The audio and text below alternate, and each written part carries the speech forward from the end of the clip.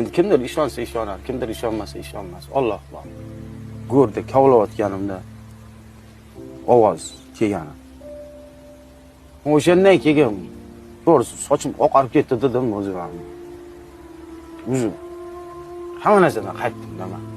Nima ovoz kelgan? Savol javobda. Shunaqa bo'kiryapti haligi inson. Uni aytmayman kimligini, lekin qabrni kavlab oyoq tomonini olotganimizda onaxonni kavlayotdik. 3 kun oldin bir insonni qo'ydik. Keyin oyoq tomonni olinadi endi. Oyoq tomonni o'yib 30 sm, 40 sm kavlab o'tganda hali qo'shnining ovozi haqiqatan men ana televiziyalarda ko'ramiz-ku.